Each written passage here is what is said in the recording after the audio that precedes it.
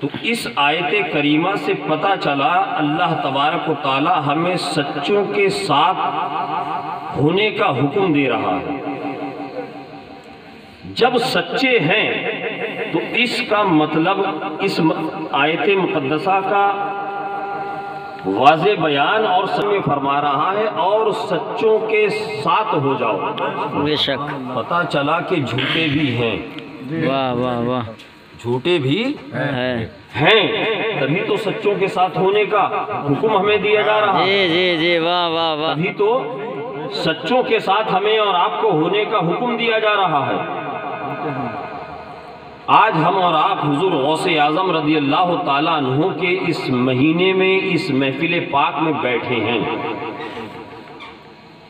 پیروں کے پیر، میروں کے میر، روشن ضمیر سیدنا عبد القادر محی الدین جیلانی بغدادی رضی اللہ تعالیٰ عنہ، یہ کتنے بڑے سچے ہیں کہ آپ نے سنا ہے کہ جب آپ کی والدہ نے آپ کو قصبہ جیلان سے، گیلان بھی جس کو کہا جاتا ہے، وہاں سے علم دین حاصل کرنے کے لیے بغداد بھیجا ہے، سارا سامان ضرورتوں کا جو لباس اور ضرورتوں کی چیزیں والدہ نے ایک جگہ رکھ دی، اور ساتھ میں کچھ رقم دی، کچھ پیسہ دیا، جس کے بارے میں مورخین بیان کرتے ہیں کہ 40 دینار آپ کی والدہ نے آپ کو بطور خرچ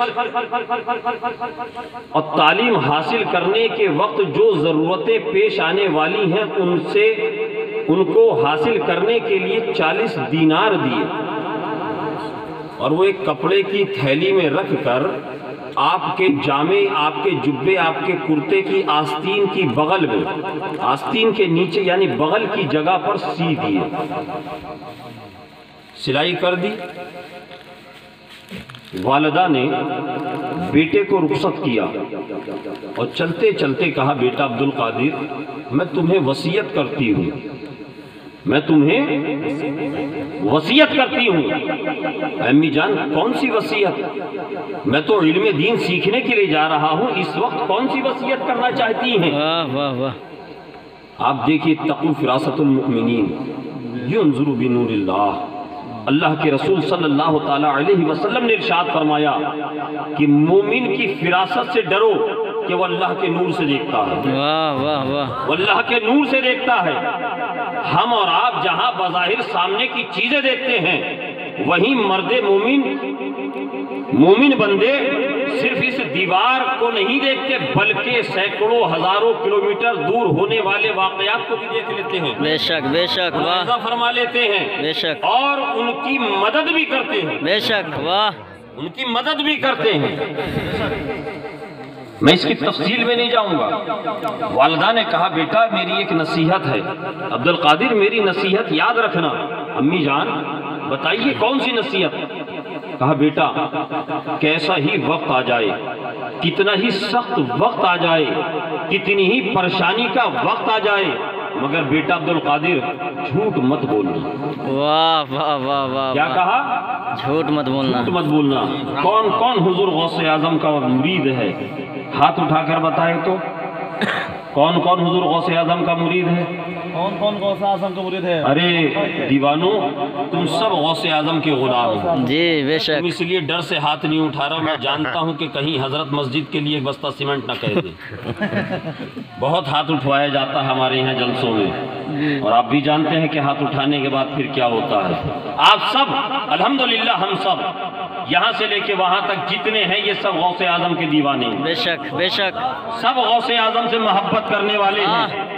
اور ہمارے اور آپ کے غوث اعظم فرماتے ہیں، اگر میرا کوئی مرید مشرق میں ہو اور میں مغرب میں ہوں، اگر اس کی ستر، اگر اس کے پردے، اگر اس کے راز کھلیں، تو میں وہیں سے بیٹھ کر اس کی ستر پوشی کرتا ہوں۔ واہ سبحان اللہ سبحان اگر کوئی اللہ، مرید مجھے مشکل میں یاد کرتا ہے تو حضور غوث اعظم فرماتے ہیں کہ میں اس کی دستگیری کرتا ہوں، بے شک حق ہے، میں اس واہ کی مدد کرتا ہوں۔ یہ وہ غوث اعظم ہیں بے شک جن کے ہم اور آپ نام لے جب لیوا ہیں، غلام ہیں، اسیر ہیں، مرید ہیں الحمدللہ رب العالمین۔ الحمدللہ۔ بے شک والدہ نے کیا فرمایا بیٹا عبد القادر؟ جھوٹ مت جھوٹ مت بولنا، بے شک اور کوئی نصیحت نہیں کی۔ بیٹا یہ پیسے دے رہی ہوں، بہت بڑی رقم ہے، بہت سنبھال کے خرچ کرنا، یہ نہیں کہا۔ بیٹا علم دین حاصل کرنے کے لیے جا رہے ہو، اپنے جد کریم کی وراثت میں ملنے والا علم تم حاصل کرنے کے لیے جا رہا ہو، محنت سے پڑھنا، مشقتیں اٹھانا، وقت دینا، کھیل کود میں مت جانا، یہ نہیں کہا غوث پاک کی والدہ نے۔ حضور غوث اعظم کی والدہ نے یہ نہیں فرمایا بیٹا جاؤ اساتذہ سے محبت کرنا، ان کا ادب کرنا، یہ نہیں فرمایا۔ کیا فرمایا بیٹا عبد القادر؟ جھوٹ مت بولنا۔ واہ واہ واہ واہ واہ۔ وہ آج 14ویں 15ویں صدی کا بیٹا نہیں تھا، وہ صرف نام کا عبد القادر نہیں تھا، وہ غلام عبد القادر نہیں تھا، بلکہ عبد قادر تھا۔ عبد قادر تھا، واہ قادر تھا، بے شک۔ عبد القادر۔ چلے قافلے کے ساتھ ایک مقام پر ڈاکوؤں نے، رہزنوں نے، لٹیروں نے قافلے کو لوٹ لیا۔ ایک ڈاکو آیا، اس نے دیکھا کہ ایک بچہ کھڑا ہوا ہے کہ میں اپنی جان بھی اس سے بچاؤں اور میں اپنا مال بھی اس سے بچاؤں۔ واہ میں اپنی اس چور سے، ڈاکو سے، رہزن سے جان بھی بچاؤں اور اپنا مال بھی بچاؤں۔ واہ یہ ہر کسی کا نظریہ ہوتا ہے، ہر کسی کی سوچ ہوتی ہے، اور یہی فطرت کا تقاضا ہے، یہی فطرت کا تقاضا ہے۔ مگر تاریخ بتاتی ہے، حضور غوث اعظم رضی اللہ تعالیٰ عنہ سے پوچھا، اے بچے بتا تیرے پاس کچھ ہے؟ ہم نے پورا قافلہ لوٹ لیا۔ حضور غوث اعظم فرماتے ہیں ہاں میرے پاس ہے۔ کیا ہے؟ کہا کہ 40 دینار۔ واہ سبحان اللہ سبحان اللہ۔ کتنا؟ 40 دینار۔ 40 دینار۔ سن کر حیرت میں پڑ گیا، حیرت زدہ ہو گیا۔ ادھر توجہ کیجیے، حیرت میں پڑ گیا۔ کہا کہاں ہیں؟ کہا میرے جامے کی آستین میں، میری بغل کے نیچے سلے ہوئے ہیں۔ واہ سبحان اللہ کہ سبحان اللہ۔ مجنون ہے، سوچا دیوانہ ہے، کسی کے پاس اتنی بڑی رقم ہوگی تو وہ ہم چوروں اور ڈکیتوں کو اس کا پتہ تھوڑی بتائے گا۔ چل دیا آگے۔ دوسرا چور آیا، ڈکیت آیا، اس نے بھی وہی سوال کیا۔ حضور غوث اعظم فرماتے ہیں ہاں میرے پاس رقم ہے، 40 دینار ہے، میرے کرتے کی آستین میں بغل کے نیچے سلے ہوئے، وہ بھی چلا گیا۔ قافلہ ایک لوٹنے کے بعد، وادی میں لوٹنے کے بعد، ایک ٹیلے کے اوپر جب سارے ڈاکوؤں نے مال جمع کیا اپنے سردار کے پاس، سردار نے پوچھا کہ سب لوٹ لیا مال؟ کہا کہ سردار ہاں ہم نے سب لوٹ لیا۔ کہا بچا تو نہیں، کچھ چھوڑا تو نہیں؟ کہا کہ نہیں۔ تو اتنے میں ایک کہتا ہے کہ سردار سب کو تو ہم نے لوٹ لیا، مگر ایک آج عجیب واقعہ پیش آیا، ایک بچہ ہے وہ کہہ رہا ہے کہ میرے پاس مال ہے، 40 دینار جیسی بڑی رقم اس کے پاس ہے۔ جب ہم نے پوچھا کہاں ہے تو اس نے کہا کرتے کی آستین میں بغل کے نیچے سلی ہوئی ہے۔ ہم نے اس کو دیوانہ سمجھ کر چھوڑ دیا، یہ سوچ کر چھوڑ دیا کہ شاید ہم سے مذاق کر رہا ہے۔ دوسرا گواہی دیتا ہے کہ ہاں سردار میں بھی اس بچے کے پاس گیا، میں نے سوال کیا تو مجھے بھی یہی جواب دیا۔ تیسرا بھی کہتا ہے، چوتھا بھی کہتا ہے، پانچواں بھی کہتا ہے۔ جب متواتر کئی لوگوں نے ایک ہی جواب سردار کے سامنے، ڈاکوؤں کے سردار کے سامنے اس چوروں نے دیا، سردار نے کہا کہ جاؤ اس بچے کو لے کر آؤ۔ اس بچے کو یعنی سرکار غوث اعظم کو ڈاکوؤں کے سردار کے پاس لایا گیا۔ حضور غوث اعظم بچپنے میں اپنی شان کے ساتھ، شان ولایت کے ساتھ، شان سیادت کے ساتھ پہنچتے ہیں۔ ڈاکوؤں کے سردار نے پوچھا اے بچے یہ بتا تیرے پاس کچھ مال ہے، تیرے پاس کچھ پیسہ ہے؟ کہا کہ ہاں میرے پاس مال ہے، میرے پاس پیسہ ہے، میرے پاس 40 دینار ہے۔ کہا کہاں ہے؟ کہا میرے کرتے کی آستین میں، میری بغل کے نیچے سلے ہیں میری والدہ نے۔ کہا کہ اس کی تلاشی لو، کپڑے کو کی سلائی کھول کر اس کی تلاشی لو، اس کو چیک کرو کہ جھوٹ بولتا ہے کہ سچ بول رہا ہے۔